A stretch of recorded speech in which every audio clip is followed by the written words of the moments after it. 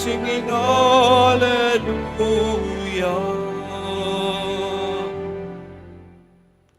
In the name of the Father, and of the Son, and of the Holy Spirit.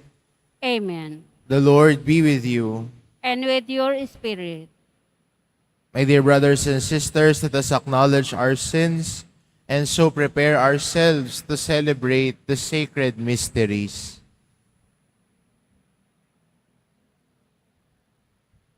I confess To Almighty God, and to you, my brothers and sisters, that I have greatly sinned in my thoughts and in my words, and in what I have done, and in what I have failed to do, through my fault, through my fault, through my most grievous fault.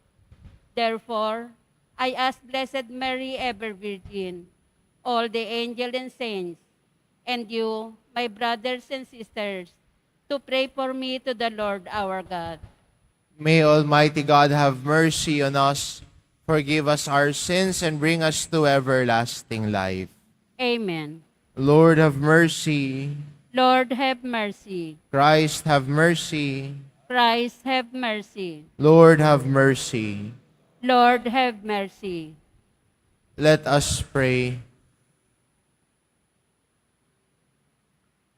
Almighty, ever-living God, who taught by the Holy Spirit, we dare to call our Father. Bring, we pray, to perfection in our hearts the spirit of adoption as your sons and daughters, that we may merit to enter into the inheritance which you have promised, through our Lord Jesus Christ, your Son, who lives and reigns with you in the unity of the Holy Spirit, one God, forever and ever. Amen.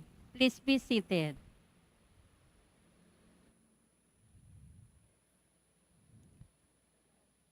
A reading from the book of Prophet Ezekiel. The word of the Lord came to me. Son of man, what is the meaning of this proverb that you recite in the land of Israel? Fathers have eaten green grapes, thus their children's teeth are on edge. As I live, says the Lord, I swear that there shall no longer be anyone among you who will repeat this proverb in Israel. For all lives are mine.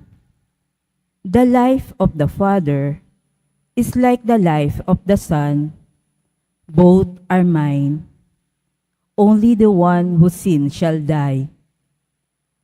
If a man is virtuous, if he does what is right and just, if he does not eat on the mountains, nor raise his eyes to the idols of the house of Israel, if he does not defile his neighbor's wife, nor have relations with a woman in her menstrual period, if he oppresses no one, gives back the pledge received for a debt, commits no robbery, if he gives food to the hungry and clothes the naked, if he does not lend at interest nor exact usury, if he holds up from evil doing, judges fairly between a man and his opponent, if he lives by his statutes and is careful to observe my ordinances, that man is virtuous. He shall surely live, says the Lord God. But he begets a son who is thief or a murderer, or lends at interest and exacts usury, this son certainly shall not live, because he practiced all this abomination. He shall surely die. His death shall be his own fault. Therefore, I will judge you, house of Israel, each one according to his ways, says the Lord God. turn and be converted from all your crimes, that they may be no cause of guilt for you.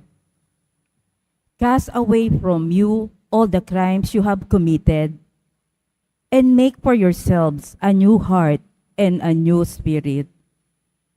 Why should you die, O house of Israel? For I have no pleasure in the death of anyone who dies, says the Lord God. Return and live. The word of the Lord. Thanks be to God. Create a clean heart in me, O God. Create a clean heart in me, O God. A clean heart create for me, O God, and a steadfast spirit renew within me. Cast me not out from your presence, and your Holy Spirit take not from me. Create a clean heart in me, O God. Give me back the joy of your salvation, and a willing spirit sustain in me. I will teach transgressor your ways, and sinners shall return to you. Create a clean heart in me, O God. For you are not pleased with sacrifices. Should I offer a burnt offering, you would not accept it. My sacrifice, O God, is a contrite spirit, a heart contrite and humbled. O God, you will not spurn. Create a clean heart in me, O God. Please all stand.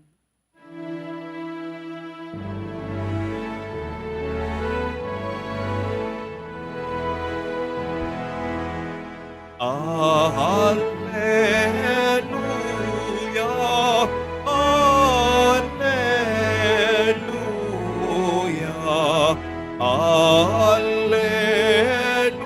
alleluia, alleluia.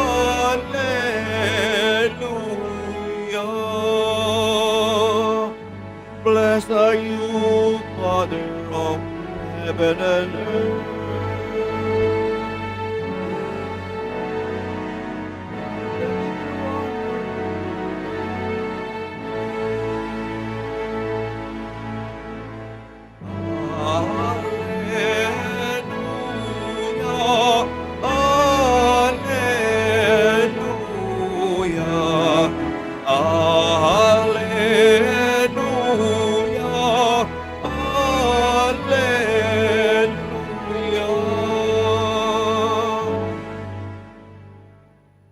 The Lord be with you.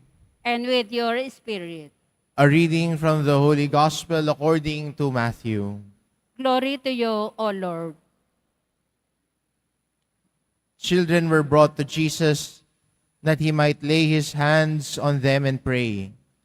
The disciples rebuked them, but Jesus said, Let the children come to me, and do not prevent them, for the kingdom of heaven belongs to such as this.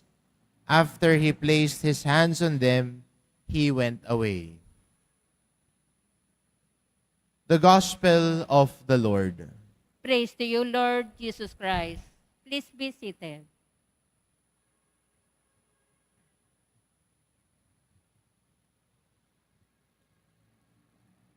In our Gospel, Jesus said, Let the children come to me.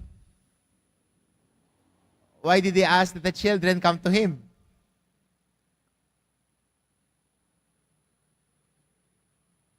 Jesus in our Gospel tells us that to these ones, for the kingdom of heaven belongs to such as this. Ano ba yung halaga ng bata? Kung titignan po natin ang mga ebanghelyo, ang bata ay wala pong halaga. Hindi ho bilang. Kaya kung titignan din po natin sa ebanghelyo ni San Mateo, nung nagpakain si Jesus ng 5,000, lalaki lang ho yung binilang nila, hindi ho nila binilang ang mga babae at bata. Ang tingin sa bata, walang bilang. Sa atin, sa Pilipino, salingket-ket lamang. Hindi bilang, kunyari kasali, pero hindi naman. At sinasabi ni Jesus, sa mga katulad nito, sa mga maliliit, sa mga isinasang tabi, sa mga hindi binibilang,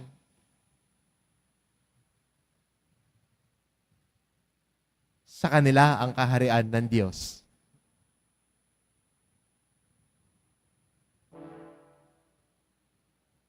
Sa panahon ngayon, gusto natin bilang tayo. May say tayo, may pangalan tayo. Pero kadalasan, ang tao na nais gumawa ng pangalan para sa sarili niya, aminin natin, minsan may mga pagkakataon na tumataas din ang ulo, lumalaki ang ulo. Pero kung alam niya na yung lahat ng biyaya na meron siya ay galing sa Diyos, pinagkaloob ng Diyos, marunong siyang magpasalamat. Kaya nga, hindi ba ang bata, alam niya kung hindi niya kaya. Malinaw sa kanya pag hindi na niya kaya. Di ba minsan ang bata magbubukas ng bote, at pag hindi niya, susubukan niya sa lakas sa kanyang lakas, kahit magbago na yung mukha niya, namumula na yung mukha niya, mabuksan lang niya yung bote, pero alam na niya kung hindi talaga kaya. Kaya ano ginagawa ng bata? Pag hindi niya na kaya, hahanapin yung sino mas natanda sa kanya, iaabot yung bote na yun, sabihin, pakibukas. Kung sosyal yung bata, open.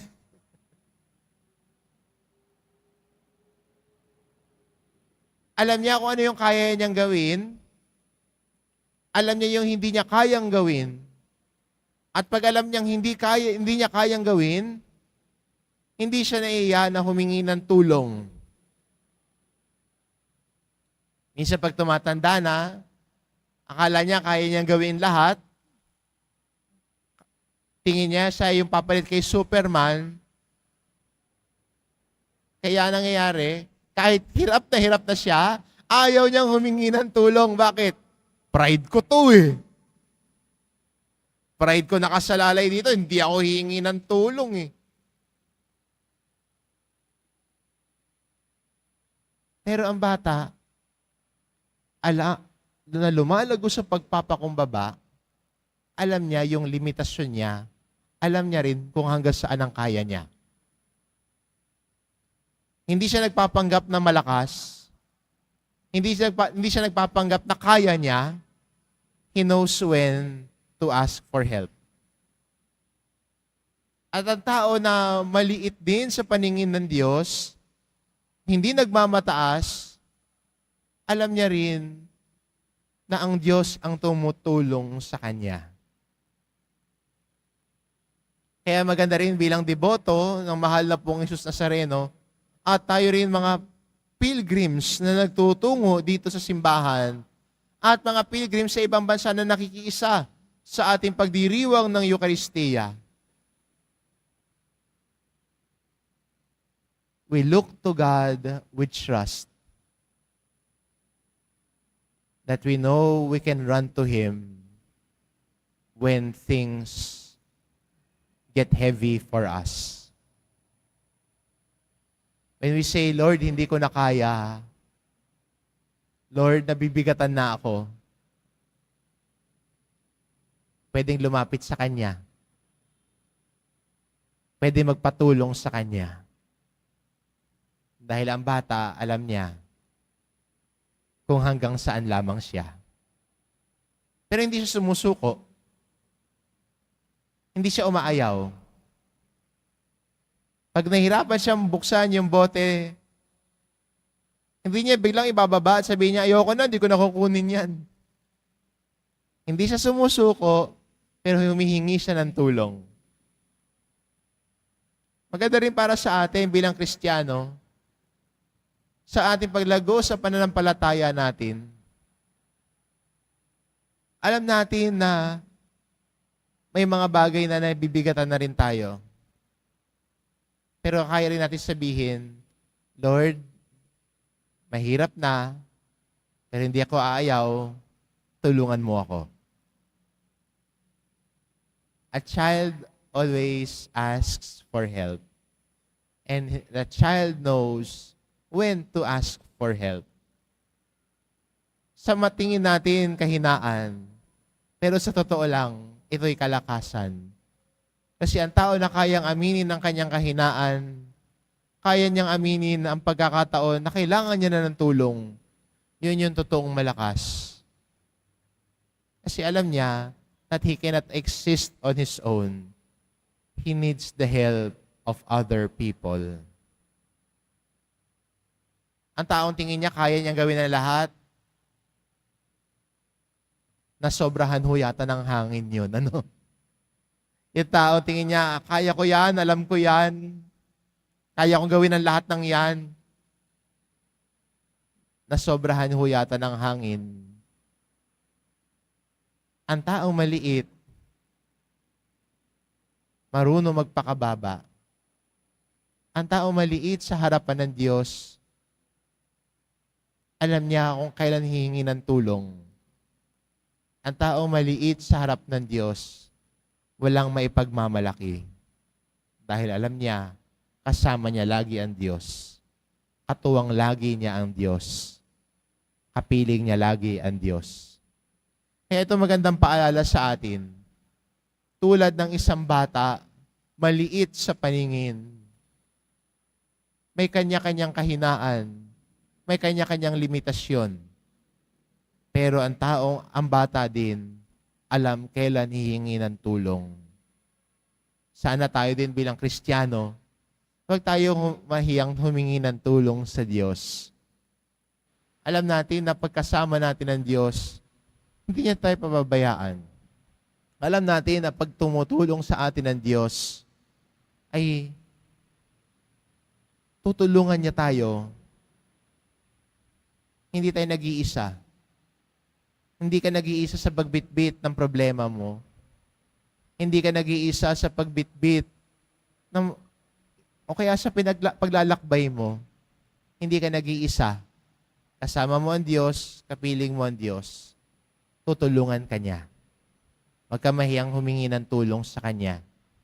Kasi alam natin, hindi sa lahat ng pagkakataon, kaya natin ang lahat. Maging tulad ng isang bata, ang pagpakumbaba, maliit. Maliit dahil nagtitiwala sa Diyos. Amen. Please all stand.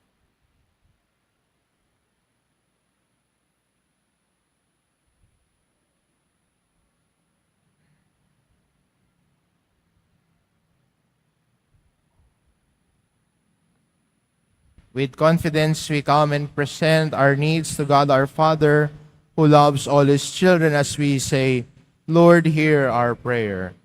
Lord, hear our prayer. That the Church of the Homes may be built on unselfish love, and that families may know and understand the depth of God's love. Let us pray to the Lord. Lord, hear our prayer. That married couples may be sensitive to each other's needs and find true happiness in their lives together. Let us pray to the Lord. Lord, hear our prayer. That parents may bless their children with attention, caring, and love. Let us pray to the Lord. Lord, hear our prayer.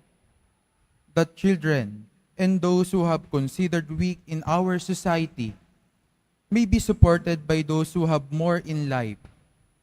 Let us pray to the Lord. Lord, hear our prayer. That eternal peace be granted upon those who have died. Let us pray to the Lord. Lord, hear our prayer. Father, your kingdom belongs to little children. Hear the prayers of your children who trust in you. We ask this through Christ our Lord. Amen. Please be seated.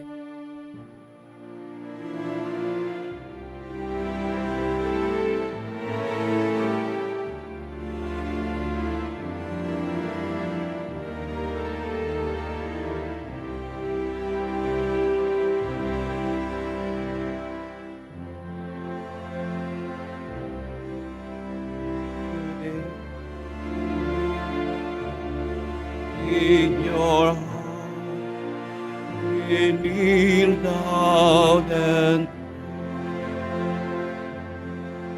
we ask for your mercy as we open our heart to receive your grace, O Lord. Lord, we lift up to you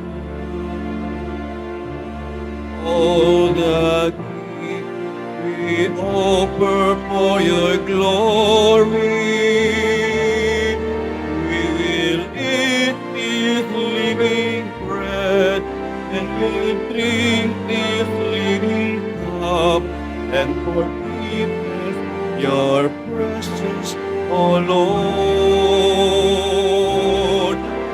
as we offer this bread and we drink this wine. Bless them, your Jesus is now being light. Send us your peace and source of our life and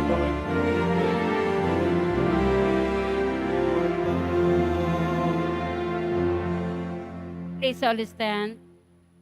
Pray, my dear brothers and sisters, that my sacrifice and yours may be acceptable to God the Almighty Father. May the Lord accept the sacrifice at your hands for the praise and glory of his name, for our good and all the goods of all his holy church. Be pleased, O Lord, to accept the offerings of your church, for in your mercy you have given them to be offered, and by your power you transform them into the mystery of our salvation, through Christ our Lord. Amen. The Lord be with you. And with your spirit, Lift up your hearts. we lift them up to the Lord. Let us give thanks to the Lord our God. It is right and just. It is truly right and just, our duty and our salvation, always and everywhere to give you thanks, Lord, Holy Father, Almighty and eternal God, through Christ our Lord.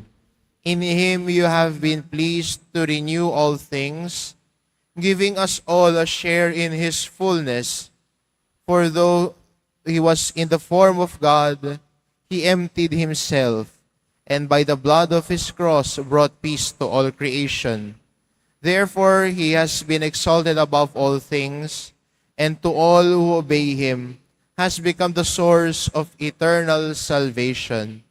And so with the angels and archangels, with thrones and dominions, and with all the hosts and powers of heaven, we sing the hymn of your glory, as without end we acclaim.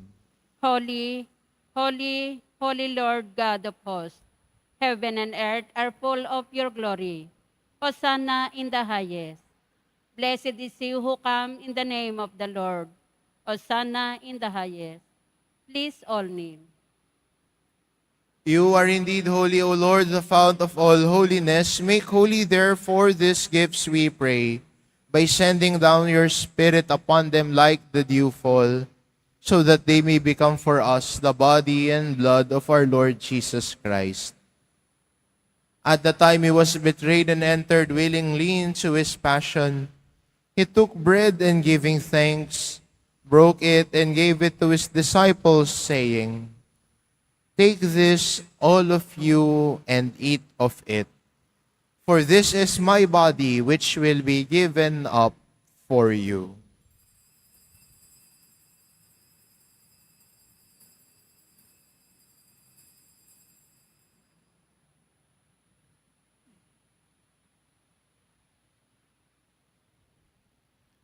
In a similar way, when supper was ended, he took the chalice, and once more giving thanks, he gave it to his disciples, saying, "Take this, all of you, and drink from it, for this is the chalice of my blood, the blood of the new and eternal covenant, which will be poured out for you and for many, for the forgiveness of sins.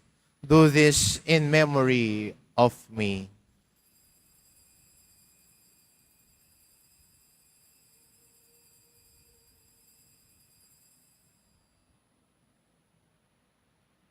Please all stand. The mystery of faith. Christ has died. Christ is risen. Christ will come again. Therefore, as we celebrate the memorial of his death and resurrection, we offer you, Lord, the bread of life and the chalice of salvation, giving thanks that you have held us worthy to be in your presence and minister to you. Humbly we pray that partaking of the body and blood of Christ, we may be gathered into one by the Holy Spirit. Remember, Lord, your church spread throughout the world and bring her to the fullness of charity, together with Francis, our Pope, and Jose, our Bishop, and all the clergy. Remember also our brothers and sisters who have fallen asleep in the hope of the resurrection, and all who have died in your mercy. Welcome them into the light of your face. Have mercy on us all, we pray, that with the Blessed Virgin Mary, Mother of God, with Blessed Joseph, her spouse, with the blessed apostles and all the saints who have pleased you throughout the ages, we may merit to be co-heirs to eternal life, and may praise and glorify you through your Son, Jesus Christ. Through him, and with him, and in him, O God, Almighty Father, in the unity of the Holy Spirit, all glory and honor is yours forever and ever. Amen. Amen. Amen.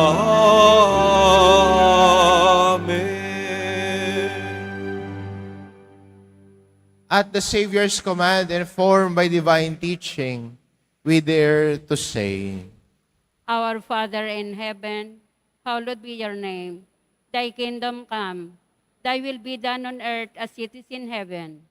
Give us this day our daily bread, and forgive us our trespasses, as we forgive those who trespass against us. And lead us not into temptation, but deliver us from evil. Deliver us, Lord, we pray, from every evil. Graciously grant peace in our days, that by the help of your mercy we may be always free from sin and safe from all distress, as we await the blessed hope and the coming of our Savior, Jesus Christ. For the kingdom, the power, and the glory are yours now and forever.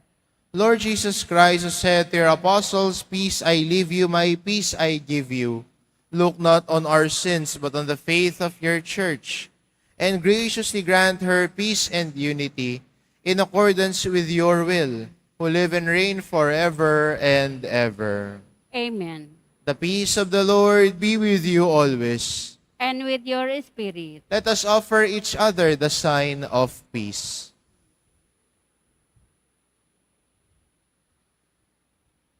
Lamb of God, you take away the sins of the world. Have mercy on us. Lamb of God, you take away the sins of the world. Have mercy on us. Lamb of God, you take away the sins of the world. Grant us peace. Please all kneel. Behold the Lamb of God who takes away the sins of the world. Blessed are those called to the supper of the Lamb.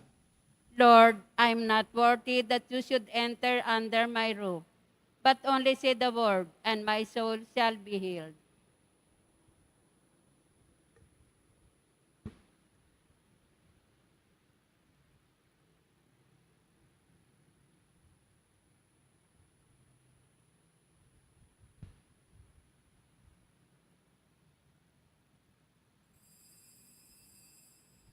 Para sa lahat ng tatanggap ng banal na komunyon, sasagot po tayo ng amen pagkasabi ng pari o ng lay minister ng katawan ni Kristo at isubo agad sa bibig bago umalis sa harapan ng pari o lay minister.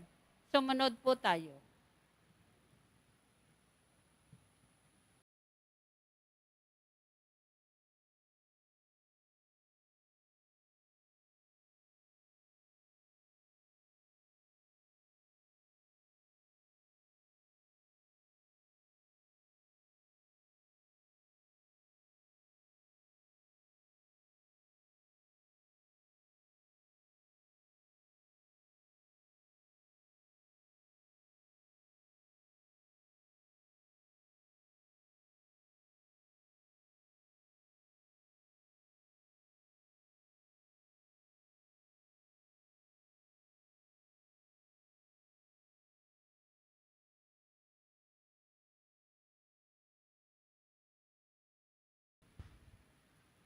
Let us pray. May the communion of you in your sacrament that we may have consumed save us, O Lord, and confirm us in the light of your truth, through Christ our Lord. Amen. The Lord be with you. And with your spirit. Bow your heads and pray for God's blessing. Blessed are you, Lord, O God, Father of our Lord Jesus Christ. You have given us your only Son to be our way to you. Make us follow him generously, faithfully, and lovingly. Merciful Jesus of Nazareth, you have revealed God's grace and unconditional love for us at the cross. You set your church in this world, from which the true light would shine for all to see. Grant that we who enter this holy shrine may walk in your ways as disciples of justice, peace, mercy, and hope. We offer our prayers for the sick, the oppressed, the youth, and those in most need of your mercy. Hear our humble petitions. Bless these religious articles, that we may be fervent in prayer and charity. As we continue our journey as your pilgrim people here on earth, may we set our hearts on the road to heaven, our true home and reward, where you live and reign forever and ever. Amen. And may Almighty God bless you, the Father, and the Son, and the Holy Spirit. Amen. The Mass is ended. Go in peace. Thanks be to God.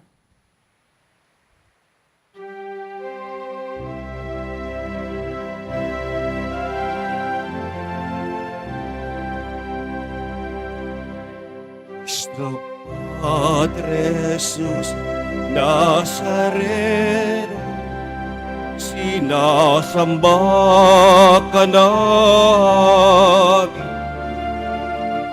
pinipinto ka namin, aral mo ang aming buhay at kaligtasan. Nuestro Padre Jesús Nazareno, iligtas mo kami sa kasalanan. Ang krus mong kinamatayan ay sagisag ng aming kaligtasan. Nuestro Padre Jesus Nazareno, dinarangal ka na amin. Nuestro Padre Jesus Nazareno, dinulwalhati ka namin. Nuestro Padre Jesus Nazareno, dinarangal ka na amin. Nuestro Padre Jesus Nazareno, dinulwalhati ka namin.